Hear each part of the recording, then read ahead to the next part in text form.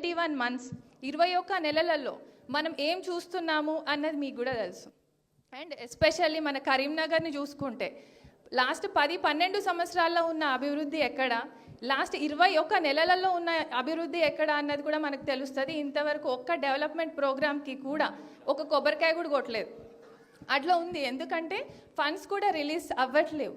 So ఇవన్నీ చూసిన తర్వాత అందరు కూడా చదువుకున్న వాళ్ళు కూడా, అందరు ఎడ్యుకేటెడ్ పీపుల్ కూడా ఖచ్చితంగా పాలిటిక్స్లోకి రావాలి. అండ్ బీఆర్ఎస్తోనే అభివృద్ధి సాధ్యం అవుతుంది అని ఒకసారి అది అందరికీ అర్థం అవుతుంది ఆల్రెడీ. సో అందుకోసమనే నేను బీఆర్ఎస్ పార్టీని ఎంచుకున్నాను అండ్ ఇందులో జాయిన్ అవ్వడానికి కూడా వచ్చాను. అందరు అదే అడుగుతున్నారు, ఎందుకు ఇప్పుడు ఈ టైంలో ఎవరు ఎక్కువ జాయిన్ అవ్వరు, మీరు ఎందుకు జాయిన్ అవుతున్నారు అని. ఎందుకంటే అందరికీ అర్థమవుతుంది స్టేట్ ఎక్కడి నుంచి ఎక్కడికి పడిపోతుంది అన్నది.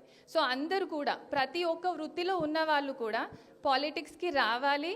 అండ్ స్టేట్ డెవలప్మెంట్ అన్నది not only in politicians hands, ఒక రాజకీయ నాయకులు లీడర్స్ దగ్గరనే కాదు, ప్రతి ఒక్క వృత్తిలో ఉన్న వాళ్ళు కూడా వాళ్ళ రాష్ట్రం అభివృద్ధిని వాళ్ళ బాధ్యతగా తీసుకున్నప్పుడే అది ముందుకు వస్తుంది. కాబట్టి అండ్ బీఆర్ఎస్ పార్టీతోనే మనకి అభివృద్ధి వచ్చింది అన్నది మన అందరికీ తెలుసు.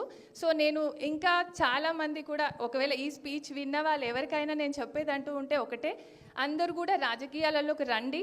ఏజ్, వాళ్ళ ప్రొఫెషన్ అవన్నీ చూసుకోకండి. ఎందుకంటే ఏ ఏజ్లోనైనా ఏ ప్రొఫెషన్లోనైనా ఎవరైనా రాణించగలుగుతారు మనం హార్డ్ వర్క్ చేస్తే.